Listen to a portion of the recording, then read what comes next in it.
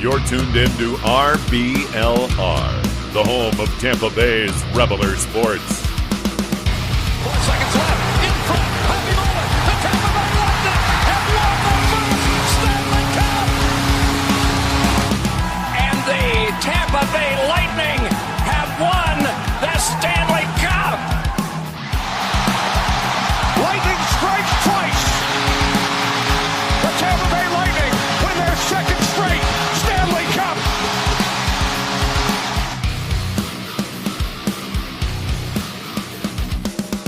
Hello, everybody, and welcome back to RBLR Lightning. Yes, it is Gasparilla Week. Joe's got his pirate costume on. We love to see it. Welcome, everybody, with us, joining us live. We thank you guys so much for tuning in. As always, we got a great action-packed show for you this week. We'll be talking about all the games the Lightning played this week. A look ahead. It's game day. We're going live here right before the Lightning gets to take on the Toronto Maple Leafs.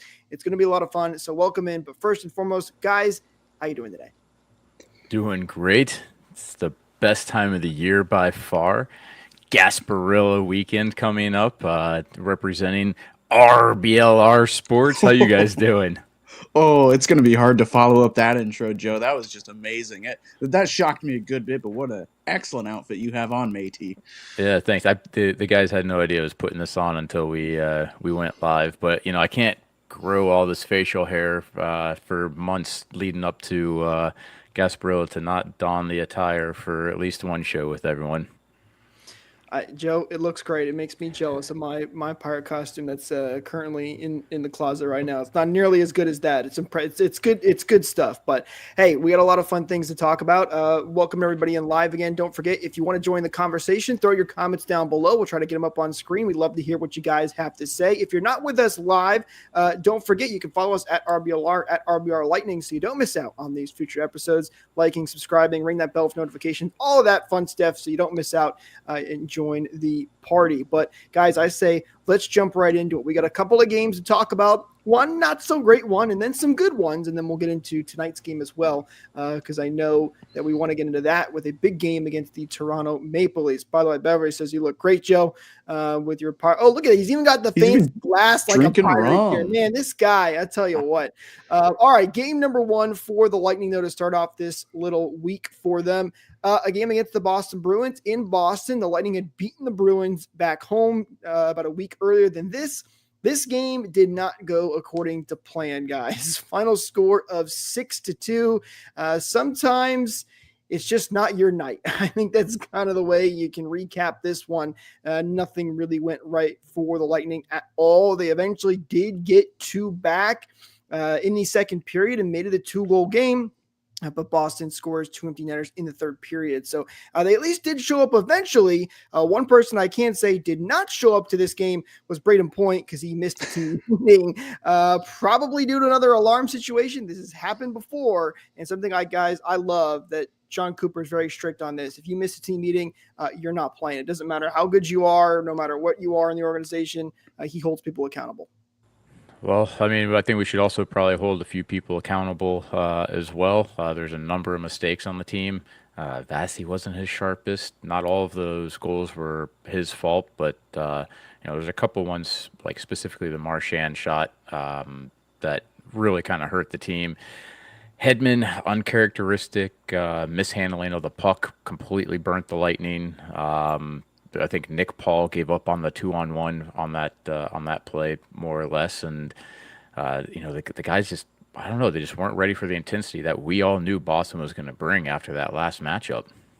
This is the first time in a while that I've been actually frustrated at a game, and that's, I guess, a good thing. These losses that we've had over the last couple of weeks or so, they've all been pretty close. So for this being the first blowout loss in a good while, 2 empty net goals, sure, but still.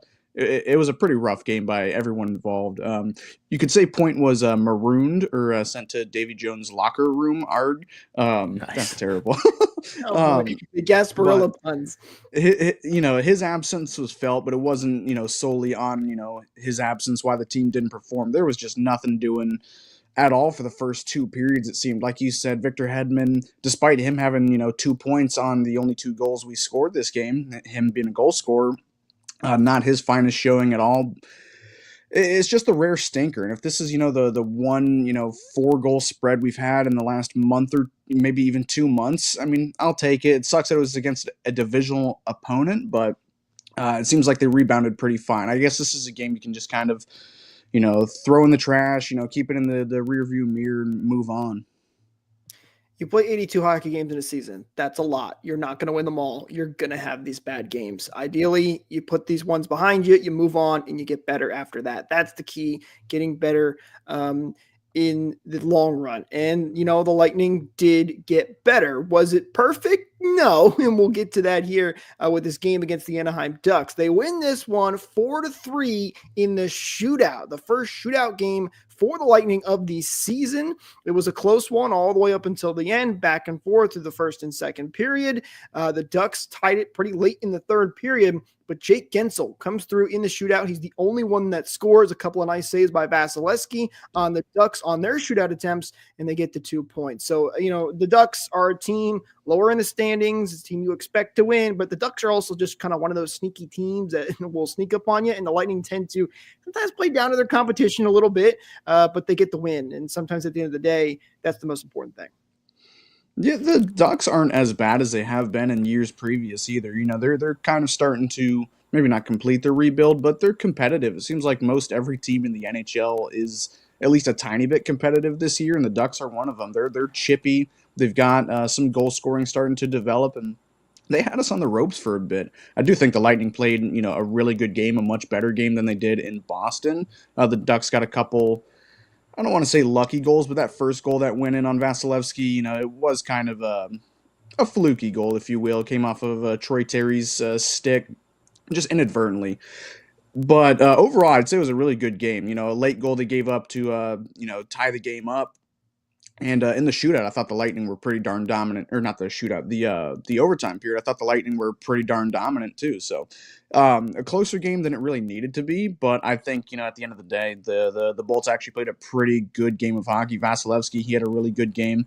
It was a really fun game to watch in the arena. I know I'm not a big fan of shootouts at all on the TV, but in the arena, shootouts are still pretty electric to me. Well, I mean, you get your money's worth, right? If you're at the game, you get a little bit of bonus hockey. You get to Yeah. extend the night a little bit. I mean, yeah, the Lightning did some things, really, really well in this game. The power play came on so strong, but they were pretty weak in the face-off circle, and that led to quite a few shots on goal against. That one snipe from the corner, it was a really, really, really well placed shot, but it's one that I kind of felt like was almost an extension of what happened to Vasi against Boston, where some really nice play shots he wasn't quite ready for as often as he usually is. And look, the Lightning, they gave up 37 shots on goal in that game. I don't know how Anaheim does it, where they can have a team that's not really playing that well overall still challenge the Bolts so regularly, but they seem to sometimes have this formula against us and give the Lightning a little bit of struggles. But hey, man, turning it around and getting points after the big loss to Boston is a great thing. But despite the high volume of shots, I don't think that a lot of them were dangerous. Like, yeah, they did get in close a couple of times. They did challenge Vazzy, but I thought the Bolts did a pretty good job of boxing them out, keeping them from distance. Absolutely. A lot of it was just shot volume. Yeah, and that's what I was meaning. That one shot that that was well placed. I kind of would have expected Vasi to have had that one, just because it came from kind of far out and at a relatively bad angle, but. You give up that one, and maybe, or if you don't give up that one, maybe they win this in regulation, just because they don't have the legs to come back and push back at all. Well, the good news is you're not playing a division opponent in this one, so that other point going to the Ducks doesn't matter as much when it comes to the standings. Joe, you mentioned the power play. I want to bring that up again too. 40%, 2 for 5 in this game. But what I love is you saw different people getting involved. Sorelli scores a goal on the power play in this one. And, normally the Lightning power play very one-sided, especially with Nikita Kucherov and Steven Stamkos gone. It's kind of gone through a lot of different changes, different looks, but I like that we're getting different types of looks on these power plays. It's not just Nikita Kucherov or just Jake Gensel as of recently. Gensel did score on the power play in this game, but Sorelli getting involved on a great pass from Hagel right into the slot. So I thought that was really good to see, that the power play is changing things up, doing different looks, and getting back to the way that they had a little slump a little bit there a couple weeks ago. Seems like they're getting back on pace now. Yeah, and I mean, you saw a few different looks, such as power play 2 getting a little bit of time there and converting, and then I can't honestly remember if it was the Ducks game or if it was the Red Wings game where we ended up seeing power play 1 again switching over to being a left side dominant attack. Basically putting Kucherov on the left side and then going the other way with the puck. It could have been this one. I'm not sure, but it's giving them a different look. And man, Hagel and Sorelli, just if it's PK, if it's power play, like they're gonna get some shots on net no matter what. So them converting on the power play, I think, is huge because I think they probably have more points on the penalty kill than on the power play. I mean, they don't get a ton of, Sorelli doesn't get a ton of power play time, or as much as he does penalty kill time. But it's good to see him, convert there too. And the 2 power play goals scored in this Ducks game, they weren't, your prototypical power play goals. They weren't one-timers or anything like that. It was Jake Gensel in front of the net who gets a great pass from Nikita Kucherov, and then it makes a great move. A great move. It was a great pass and a great goal. And then Anthony Sorelli, just backdoor with his stick on the ice. Not your prototypical power play goal, if you will, in front of the net, changing things up. And a big change on the power play was Darren Radish. I don't think he's fully took Victor Hedman's spot. That Boston game was a little rough for sure, but he came out there with the first unit. He was the power play quarterback for pretty much all of the game, I'm pretty sure, and he actually did pretty well. Yeah, hey, listen, you convert at 40%. That's not a bad percentage whatsoever. The Lightning did have a lot of power play chances in this game, but they get 2 big ones, and they get the win in this game. 4-3, they get 2 points right back in the win column for the Lightning. Always good to see, especially after a very tough loss against the Boston Bruins. I do want to bring up a quick comment here from Daniel. It's kind of going back to Joe's pirate costume, but I think it's hilarious. I think it should be brought up. Daniel said, ladies can't resist Joe in a pirate costume. And listen, we all want to look as good as Joe, and I know it's tough, but if you need to gear up for Gasparilla, why not head over to shop.rblrsports.com and pick up some awesome Tampa Bay team-inspired merch for you as well. There's a lot of great Buck stuff over there as well. That's great for Gasparilla, but any of the Tampa Bay teams work. You guys can use code BOLTS to get 10% off your orders as well. So head over there, gear up, get ready for Gasparilla that's coming up here very, very soon. What a killer ad drop. Strokes my ego while pumping the store. Ooh, love it. Joe, it's what I do best is the ad transitions here. We're going to talk about our ads here and stuff that helps us at RBLR, but we're going to make it fun and worth your while for that as well. So one more game to talk about here for the Lightning against the Detroit Red Wings. A big game for them again when it comes to the division opponents, and the Lightning, pretty darn impressive game. They win this one 5-1. And this was, to me, guys, a tale of 2 periods.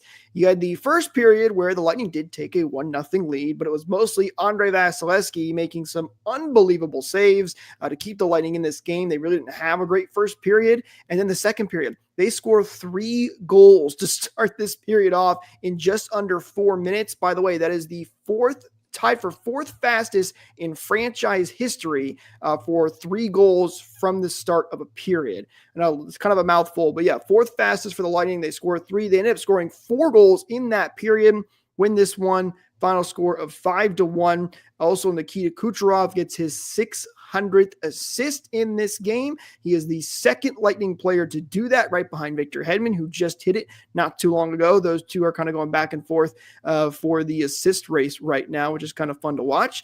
But a solid game for the Bolts guys. Yeah, the start of that second period marked the end of the game for the Red Wings. They did try to push back, but the Lightning were able to shut everything down from that point. And that first goal, let me see if I have the time. 16 seconds into the period was when the first goal was scored, and then a minute 50 later, the second. So I mean that was. It's really hard to come back from something like that when you're the Red Wings and you're struggling. When you really are struggling to get points overall, they were having a really good stretch too. I think they had won. Right now it says they're 7-3-0. I think that they were like 8-2 or something like that coming into this. So they were playing some really, really big hockey, and it was a great win for the Lightning to be able to carry the momentum from a down spot in the early part of the week to selling high at the end of it. And I don't think that first period was as bad as it really looked. Like, the shot differential was pretty bad. Detroit did get some good chances. Vasilevsky played really well. He was really strong in that. But yeah, that second period, like you said, Joe, that was where the game ended. The power play humming along just like it was in the Anaheim game. Some shoddy officiating in this game. There were some calls I didn't like. There were some calls that did not get called. There was even a call in the third period. I can't remember who it was on, but it was on a Lightning player that I was like, or on a Detroit player. It was for a Lightning power play. I think it was the one that sealed the game. I was like, that's not a good call. These refs were just kind of taking the night off, it seemed. But regardless, the power play was just humming along. It was as good of a game I've seen them play in some time. From the second and the third period on, they were, again, just one of the best I've seen them play in a while. Because a lot of these wins, in December, despite them winning a ton, they were pretty close games. They were not super convincing wins. This was a very, very convincing win, one of the best ones I've seen in some time. You're muted. Thank you. Just to go back to some of the stats on the game, with those officiating calls that we saw, 6 power plays for the Red Wings, who are second in the league for the most power play, for the best power play percentage. I don't know if I think they may have been actually first for power play goals, though. Maybe Eureka, you can look that up. But for percentage-wise, they've been doing really outstanding. And again, we saw in this game, even though we were shorthanded, every time that you see 71 and 38 out there, they're going to have a shot on net when they're down by a man. And sure enough, they had a couple of pretty good looks and gave some big struggles to one of the best power plays in the entire league. I didn't realize their power play was humming along like that, but like you said, we wax poetic about 71 and 38 every week. But even in that Anaheim game, like Brandon Hagel, he had like 2 breakaways and then like a one-timer chance, all on the penalty kill. I don't think in my hockey watching life I've ever been like excited to watch a penalty kill like I am this season. Those two are just so in tune with each other, so dynamic on the penalty kill that it's like, you're going to get at least one scoring chance with those two on the ice for, the minute 10 that they're on the ice for the penalty kill. I'm starting to, there's flashbacks of Marty was such an amazing forechecker, and he had such great acceleration and speed coming out of the zone that he was always a big threat on the penalty kill. And maybe someone in chat or Eureka can look up how many shorthanded goals he's credited with in his career and kind of compare it to where we're seeing Cirelli and Hagel now for maybe a kind of a glimpse of what we can expect in the future as they continue to push those numbers higher. Who's excited to watch them in the Four Nations face-off? I know I am, that's for sure. They're going to be fun to watch with that right around the corner right now, playing some fantastic hockey. Just a solid game for the Bolts. And by the way, something I love to see in this game was the depth. It wasn't just, again, Kucherov, Point, Gensel, even though all of those guys were involved in this game when it comes to the scoring. But you also had a goal from Darren Radish at the 5th goal. You had Mitchell Chafee getting involved, and those Cam Atkinson had an assist in this game. So it was nice to see every line kind of playing well, getting involved on the score sheet. Special teams across the board was really solid. Just overall, a great game for the Lightning. A big 2 points in the division once again. It's good to see the Lightning playing well, especially bouncing back after that tough loss from Boston. Comment here from Beverly saying, happy to see Crozier with Mac. What a great opportunity to play on his line. Yeah, Crozier, we hadn't been able to see him much because I believe he was dealing with an injury, but he's been called up. He's still called up right now. He got sent down temporarily. He's right back up, though. Should be still involved with the Bolts right now. We still await J.J. Moser's return. Also, that reminds me, we didn't mention this in the Boston game, but Jack Finley made his NHL debut for the Bolts as well. Kind of gets overshadowed with that bad game against Boston, but we should talk about let's talk about those two players, because I think that's two almost polar opposites in terms of how they played when they got called up, or at least the impact that they had on the game. I mean, I don't think there were any negative impacts. I liked what Finley did. He laid the body. He didn't get a whole lot of ice time, but there were two pretty decent-sized hits that I saw. He wasn't any part of the issue in the Boston game. I don't know if he was a minus or anything like that, but, limited minutes. But I thought, when he was out there, he looked decent, but, still kind of like Bambi. He's, 6'5", 6'6", and, the skating might not be there, but, when he was out there, those two really nice hits. One was, well after the whistle, but it was just kind of a scrum hit, if you will. But I he still actually was positive. He was a +1 on the game. Give him a Selke. But as far as Crozier goes, did he play the Detroit game and the Anaheim game? I thought it was. I'll double check, but I thought it was just the Detroit game. Okay. that he was in. Regardless, I didn't hardly know that he was out there, which is, to me, a pretty good thing for a young, call-up defenseman. If I don't have to point you out or say, you made an error here or whatever it is, that's pretty good. I'll take that all day instead of, pointing out you missed your guy or there's a bad pass or you couldn't get out of the zone. I thought he was perfectly neutral, which to me, for, again, a depth defenseman, a call-up defenseman, I'll take that any day of the week, Yeah, I mean that's pretty fair. The role that Crozier was filling was a big one, though, right? He's playing against some some of the top line guys. He was playing basically in Chernak's spot, and I thought he did really, really well, given what a tough assignment that is. And yeah, I mean, being a little bit hard on Finley, mostly because it was a kind of a bad game, but for being such a big guy, he did lay the that one real big hit, and then the one that was he's not even credited with that second one. But I think he definitely still has more development to do than, say, Crozier, which I love the fact that Crozier got some ice time now, because we've said it kind of year in and year out that we have maybe one specific defenseman, but it seems like Demon go down all the time. So to have somebody that's a quality player that we can call up when inevitably I wonder if we should start turning it into a verb with how often that Chernak goes down when someone gets Chernaked and it misses a game or three. We've got a really strong body back there to fill his spot.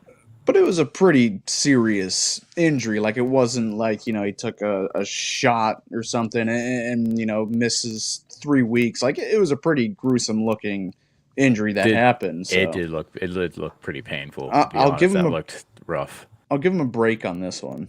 I've made the joke myself before about Cernak getting hurt all the time. I think I posted a picture once on TBR about him being wrapped in bubble wrap. We need to wrap in bubble wrap because he really does get hurt a lot, whether it's his fault or not. I mean, it's never his fault, obviously, but it does happen a lot, it seems like. So speaking of Cernak, question here from Daniel asking, does Cernak get traded this offseason? Feels like there's some young D-man ready to come up. Guys, interested to hear your take on this, but for me personally, I don't know. He's got that long-term contract. I believe he's got a no movement clause, if I'm not mistaken. JB likes to give those out like candy sometimes. And while there are some younger D-men that I do think can come, like Crozier, I don't know if they're quite ready and if there's enough. So I would say no, unless there's something that the Lightning see that I don't with the team down in the AHL. I wouldn't say quite yet. Has there been a replacement for Cap Geek or whatever the latest iteration is? I think it's still really just a couple of different, like, there's a couple ones that you can use, and Okay. there's not like a cap friendly. Cap friendly. Okay, yeah. Puckpedia is kind of the replacement ish. That's been the biggest. Do you guys know what Chernak's getting paid? I think it's 5 point something. I'm pretty sure 5 point something. I mean, I was much more sell on him last season, but 5.2. 5.2. That's. I mean, that's. I guess for a top 4D man, that's a pretty average or decent rate. But I was real sell on him last season because I thought that we had big gaps in our defense, and just swapping out Sergachev for Mac Daddy has made a world of difference in terms, and maybe also getting more comfortable with the system that they're in has made a world of difference in the way the team is playing defensively. And part of me is kind of like, I don't know if a team is going to trade for a $5.2 million shutdown defenseman. Like, you're not in it for the points with Cernak. You're in it for the shutdown abilities of him. But at the same time, the cap is projected to go up pretty significantly this year as well. So, and a right-handed defenseman, for whatever reason, is coveted by all 32 NHL teams. It's funny, a comment just said that too. Oh, but it's true. I mean, teams love their right-handed defenseman. So I think he still does, have some value. I think he has some value to this team, but also as a trade chip. But I don't think he's gone, at least this offseason or anything like that. Can I take 2 seconds just for one of these comments and say, "What's up, Jax? Thank you for saying hi." Jack jumping in saying hi to Uncle Joe. Love to see that. Welcome in, Jax, to here on RBR Lightning. A couple other comments too I do want to bring up as well. Daniel saying a lot of cap space for a player who doesn't stay in the lineup. Yes, listen, when he's in the lineup though, I do think he is a decently impactful player. The injuries are kind of an unfortunate side effect, but again, I don't know unless they go and trade for somebody specifically, and Cernak is willing to move his clause. Then potentially I could see it happening. Oh, go ahead. Because the cap's potentially going up here near 100 mil. 5.2 is solid. Go ahead, Joe. And they all seem to, for JBB, give up that portion of the clause. It seems to be kind of more of a. That's true. Yeah, they do a friendly thing, and I mean, I kind of agree with this comment with Beverly that he'll probably stay as long as Mac is here because it does provide a different look compared to with Sergachev being a little bit more offensive. You couldn't take. I don't know. I kind of like the way our D is right now. I don't know if I'd change it. I'd make some moves, but I don't think Cernak is part of them. I think it needs a little depth, just a little bit. Like when you get down with the Lilleberg, Perbix, sometimes they can get a little inconsistent, which is, I think, a problem. But for the most part, I am with you, Joe. Like the top part of our defense is, McDonough, Hedman, those guys are all really solid, and they've got some good pieces there. So we'll see as the trade deadline continues to quickly approach if the Lightning decide to make any moves, but only time will tell. All right, let's go to our 3 stars of the week for this week. A lot of good candidates for this week. Overall, a good week for the Lightning. They get the 2 wins to the 1 loss. They get all those points, and there were a lot of guys putting up a different amount of points. So, all right, let's get started with our number 3 star of the week. It goes to a man who I actually don't think has been on this list yet this season. He's a very not if I have anything to say about it. Hey, you know what? He had a good week and he deserves a 3rd star. It's none other than the bald eagle himself, Darren Radish. He gets the number 3 star. Radish, 1 goal, 3 assists, 4 points, and was a +2. His big goal coming on Kucherov's 600th assist as well. So Darren Radish, 3rd star of the week. Yeah, let's talk about that +2. And, all right, so backing up just to that defenseman talk again, looking at depth, we've needed some lower line guys to step up a little bit. We've seen a little bit of a regression from Perbix. Lilleberg is, what you get out of him. Radish is, I felt for the past couple of seasons, always been that X factor where if he's on his game, he can elevate it pretty high. And this season, we've seen it be just, kind of average and inconsistent. But this past week, he really brought it. In the game against Boston, he was a +2 on the night, which, I mean, when you lose by 4, that's a huge thing. And then, a total of 4 points in the week for a defenseman, and he dialed in his one-timer for that game against Detroit. I love what he brought this week, and really glad to see him step up and get on our stars.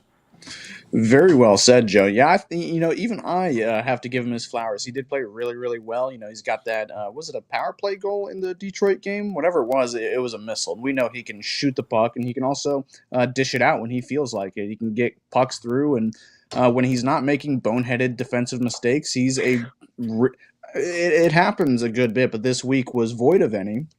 And when he's not making those mistakes, I guess maybe not boneheaded, but bald-headed mistakes. This is a lot of hate for Darren Radish for him being on the star. Come on, it's Matt. Just the one caveat I have is when he's not making these mistakes, he's playing really, really good enough to be the number 1 power play quarterback, to take Victor Hedman's job, at least temporarily, and ending up, +2 in the Boston game. I mean, that's credit enough itself right there to say you had a really good week. Get rid of all the points. If you're +2 in that game, you're flawless, I guess.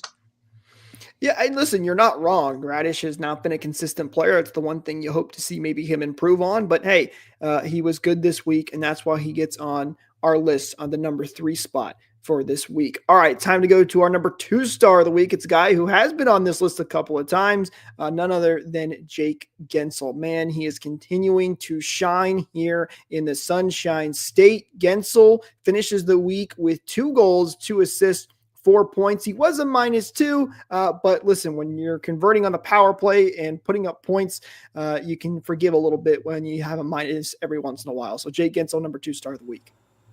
Yeah, and with that minus, I mean, it mostly was that Boston game where he's playing against the top line every time. So it skews that stat a little bit. But, man, just going back to the power play goal that he scored against, I think, Detroit, just being he's so smart with the puck, and it's a completely different type of smart than what we see with Kucherov. Kucherov, I feel like, is really smart with he's smart with space, with creating space, with finding players smart. coming in. There's everything, yeah. And Gensel's really smart, but Gensel is a beaut for sure in a different way. But you can see how much intelligence he has in his game, and that's part of the goal that he scored on that power play, which was I love seeing those ones that are in tight, and you think that they're not going to have any room, but somehow they create it. Yeah, just like we always say, just the perfect addition to this team. Like, I don't think there was a better free agent signing at all this year, and just how good a chemistry, how well he's fit in on the top line, on the top power play. I guess that took a little bit, but now that it's working really well, and he's not a one-trick pony. He's dynamic. He can score from anywhere. He can dish from anywhere. He's got a really underrated shot, like a good wrist shot and snapshot. And we saw his one-timer, the power play one-timer that he had. Yeah, that was last week or something. Maybe not what he's known for, but he can shoot it and he can dish it. And just a tremendous player to have on this team. I'm so happy we have him for another 7 years after this one too. Daniel brings up an interesting question here that I want to throw up on the screen. It says, does Gensel's game complement Kucherov more than Stamkos? I want to hear you guys' opinion. Stop it, Dan. That's a good question, though. It is a good question, because I think too, like they're definitely clicking right now. But Kucherov is also so good; he can play with anybody, and he's going to make them look good.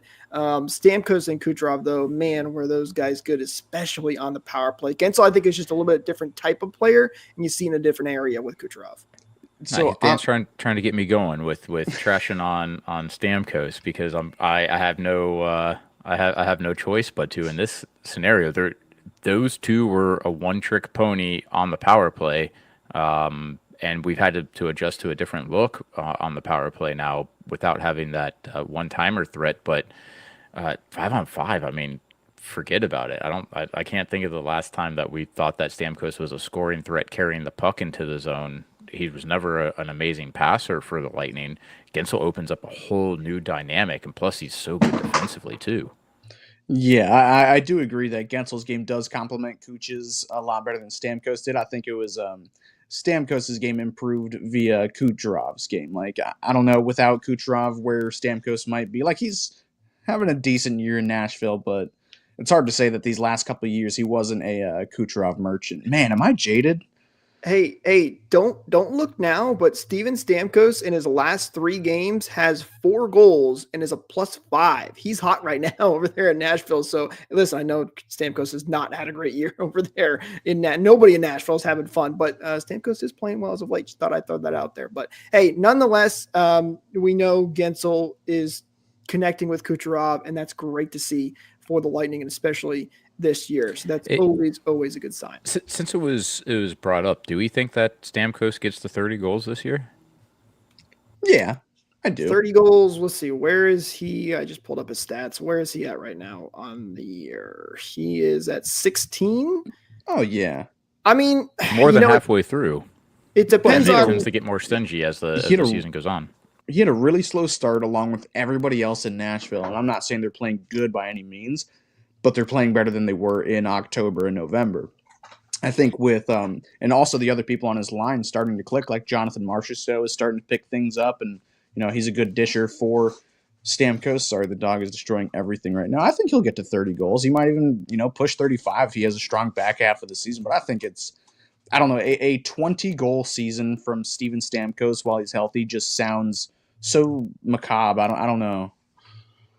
Well, listen, if he stays hot, I mean, 4 goals in his last 3 games, he can definitely get there. I think there's no question about that. That slow start in Nashville and for Nashville period as a whole entire team did not help. So I think he can do it, especially if this stretch continues for him right now. So keep your eye on those. Stamkos is playing well right now. But comment here from Daniel to grab a couple of these as well. Gensel seems to help point in the loose puck races more than Stamkos ever did as well. Yeah, that's true.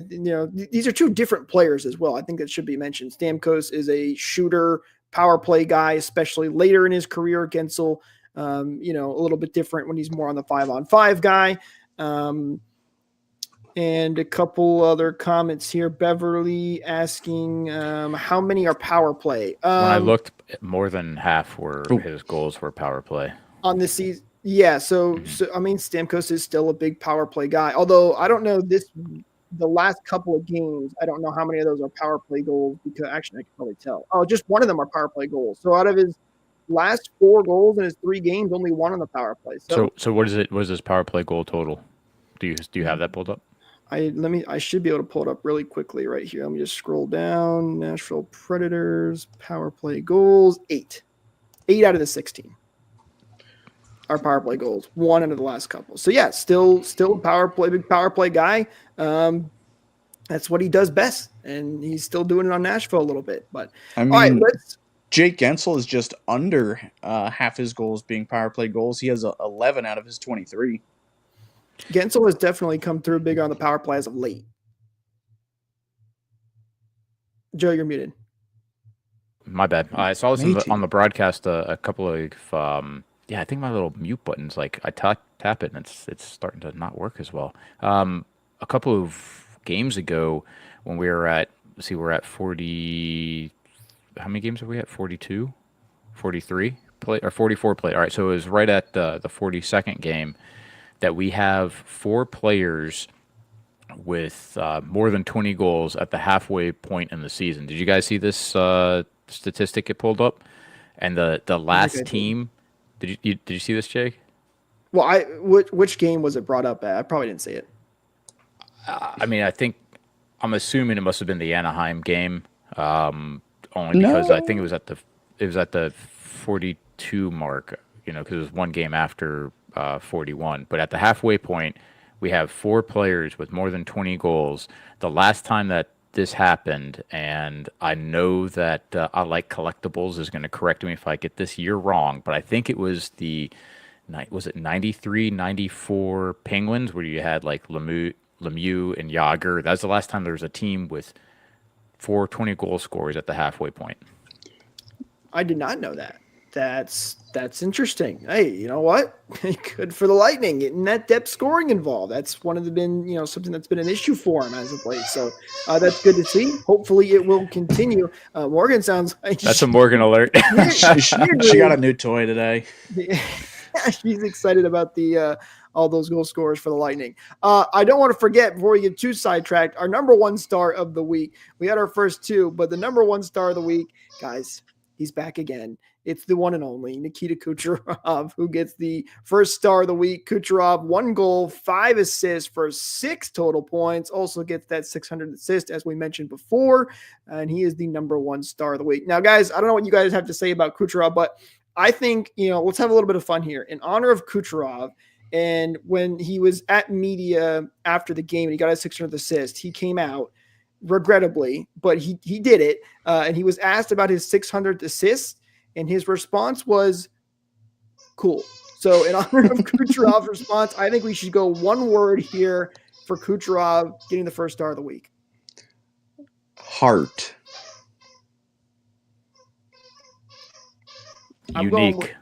Unique.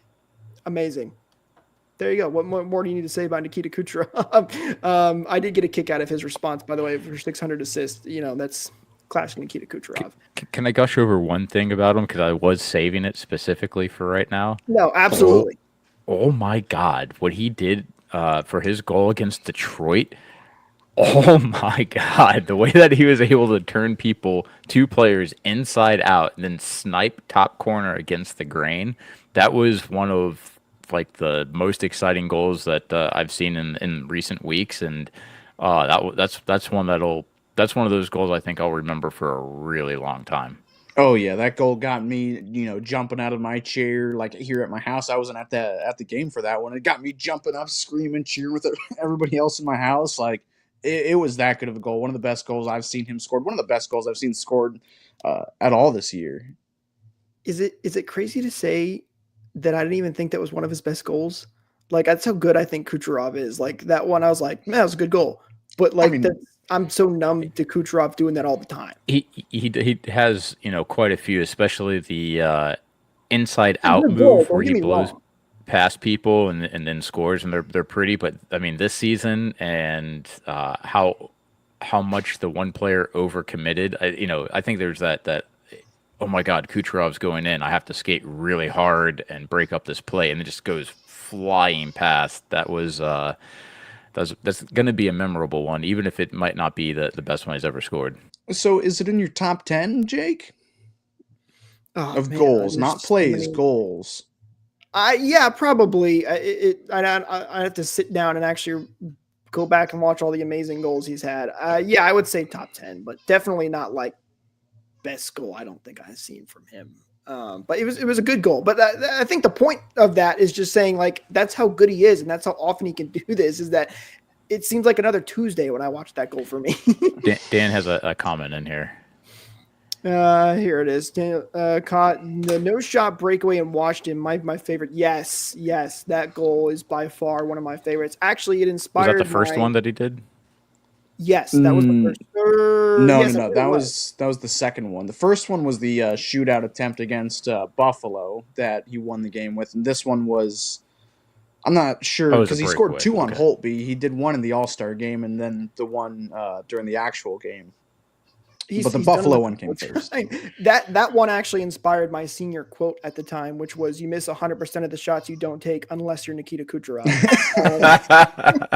I'm glad you guys got that because nobody else in my school got it. I was the only Mega Lightning fan that wanted to throw that in there. But yes, that by far, Dan, is one of the greatest goals for Nikita Kucherov up there in top 1. I know my favorite play, by the way. I know Matt, you said not plays. But that pass to Ross Colton to beat the Panthers in that game was, oh man, that play was so good. By far, that's behind the back sort of pass. When he was basically behind the net, yeah, wasn't even looking, just threw it right in front, and Colton had his stick down on the ice, and they score with a second left or something like that. I think it was game 3, if I'm not mistaken. But anyway, great stuff from Nikita Kucherov. He gets the #1 star of the week. So your 3 stars, I know he took a little while on it, but Radish, Gensel, and Kucherov. Let us know in the comments down below. Do you agree? Do you disagree? Love to hear what you guys have to say on the 3 stars of the week. All right, quickly here, let's look ahead for the Lightning on the upcoming week. This is a weird week for the Lightning. They have not 1, but 2 sets of back-to-backs here. Tonight, they play the Toronto Maple Leafs at 7:30 p.m. Eastern, not 7 o'clock. Then you play Montreal tomorrow at 7. And then it is going to be Chicago and Detroit on Friday and Saturday. The Chicago game at 8 p.m. Eastern and the Detroit game at 7 p.m. Eastern. So 2 sets of back-to-backs. Why they had to do that, don't ask me. But a big week for the Lightning with 2 back-to-backs, and especially this game against Toronto, a division opponent. Jonas Johansson expected to get the start in net tonight, by the way. Interesting. Really? Yes, Johansson was the first one off at practice, so he's expected to start. I think this is – I said the same thing when I first heard it. Vasi in his last 2 games against the Maple Leafs has not been good. I can pull up the exact stats here in a second, but I'm thinking maybe that's why they could be doing it. Well, with Montreal actually making a pretty good push, I can understand it too, because right now they have 2 games in hand on Boston and are 2 points behind them. And they're 7-2-1 in their last 10. Meanwhile, actually, I mean, Toronto is still pretty hot. They're 7-3 in their last 10. But yeah, I feel like Toronto does have a lot more of a solution to Vasi than most teams do. They tend to be really high scoring affairs, and I mean this is for me the marquee matchup of the week. So I'm looking forward to seeing this one and seeing, is this the first game that the Lightning have played against Toronto this season, though? I can't remember. There was one earlier, if I'm not mistaken. I'll double check in a second. Here's that stat line, by the way. He's 0-2 in 2 games with a goals against average of 5.61 and a save percentage of .810 against the Maple Leafs. So it's not great. But you know, it's Vasilevsky. He'll bounce back eventually. But Johansson sounds like he's going to go in the net tonight. And you know what? Jonas Johansson has actually been playing really good. If you subtract his first 2 starts this year, pretty much every single other game he's played good. Even if it wasn't a win, I don't think any of them were his fault because we lost. So this is actually a bit of a good coaching decision because Montreal, they're playing really well right now. And they've got a young stud goalie right now who's making a name for himself too. So a nice goalie battle between Vasilevsky and Jacob Dobesh, I think it is. Could be pretty fun, a young guy learning from, the best goalie in the league. And then, just sheltering Vasilevsky from the Leafs, give Johansson the start. And if things go sideways, throw Vasilevsky in. Who cares? Do the reverse. Instead of pulling Vasilevsky for like the 8th straight time we've played the Leafs, start out with Johansson at least. The Lightning did play the Leafs earlier this season, by the way. It was on November 30th. It was a 5-3 loss at home at Amalie Arena. So this is the second meeting between the 2 teams. Comment here from Daniel, by the way, and I have to bring this up because I think it's funny. He says, bet the over tonight. Listen, I started saying that especially after Johansson's first 2 games. I was like, okay, every time this guy's in net, you got to bet the over. He's been great as of late, and the over has not been hitting when Johansson's in net. Just saying, I don't know. Toronto's a little bit of a different opponent here, but I don't know. We'll see what we're in for here. I was gonna say, anyone have? Dan just posted what the odds were. I was gonna say, does anyone have them? Yeah, -110 for over 6.5 goals. It's a good bet. These are 2 high scoring teams, but I don't know. Ever since Johansson's been playing really well, I don't know. We'll see. I think that's pretty fair. There's no way that they're not going to have 7 goals in this game. I mean, when's the last time? I mean, there's a way. I guess so. If there's a way to also quickly pull up the head-to-head, some of you guys are so fast at pulling up the stats, and I'm just too forgetful to remember what sites. But if you can pull up all the matchups against Toronto for, say, the last 3 years and see how many games were actually under, let's go with the 6.5 mark. I have a feeling that there's only like a couple of games like that. And I was vamping just to buy you a little bit of I can time definitely as you pull pull it it up. up. You just got to give me like 2 seconds here. Let's take a look. And the other thing is, I don't know who did you say that the goalie was, Matt? Jacob Toronto? Dobesh. Or for Dobesh? Toronto? I was talking about for the Montreal game. Okay, I was going to say for Toronto, but It's either Dobesh, I don't even Woll- recognize that name as a goalie. He's a young kid. He came. I think he's 5-0-0. He started his career with a pretty decent shutout. All his games, he's been a really good goalie. A lot of these Canadians fans, they're not known for overreacting, calling him Carey Price 2.0.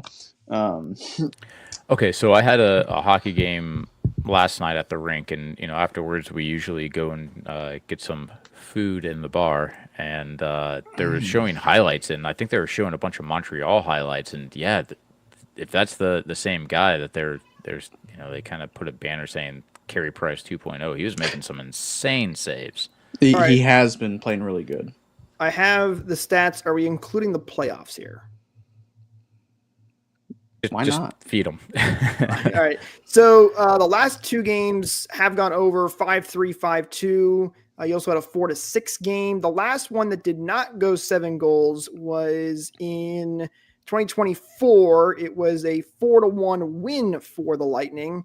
You also had a 5-6 game. That one went over in overtime. That was a regular season game. 4-3, that one went over. You had a 1-2 game. That was in the first round of the playoffs. That going back to 2023. So more often than not, as I'm scrolling through all these, it does go over. But every once in a while, there is like 1 or 2. I would say maybe 6 games, out of the last couple of years that went under. So majority over, but there are a couple of under mixed in there as well. Guys, I can't wait to watch some Lightning hockey tonight. I'm pretty excited. I'm right there with you, Joe. And with that said, we'll get ready to wrap things up here. Don't forget to tune in next week. We'll have all the games to recap for you, including the one tonight against the Toronto Maple Leafs. Don't forget to like and subscribe. Ring that bell for notifications. Follow us on social media. Hit that share button. It really does help us out. And we really do appreciate it. Thank you guys so much, though, for tuning in. As always, go enjoy some Lightning hockey, and we'll talk to you in the next one. Go Bolts.